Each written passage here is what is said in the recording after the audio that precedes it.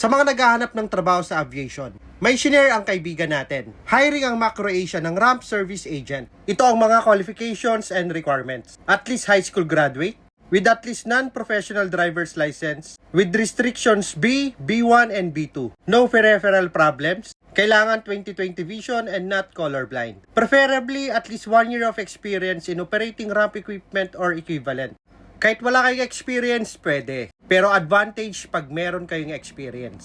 Para yan sa mga magtatanong. Must have at least 3 years of experience in driving manual transmission. Sa mga interested, magpunta kayo sa 3rd floor MacroAsia HR office, Sky Freight Building, Pascor Drive, Barangay Santo Niño, Parañaque City. 8 a.m. to 4 o'clock p.m. At reminder sa mga mag-a-apply, wear smart casual attire. Sa lahat ng mag-a-apply na merong NBI, police, and barangay clearance, sila ang mga priority. And disclaimer lang, hindi ako part ng company. So, huwag kayong mag-send ng resume sa akin. So, pag may mga tanong, magtanong kayo kay MacroAsia or mag-PM lang kayo kay Roderick Galviso. At shoutout kay Roderick Galviso sa pag-share sa job hiring.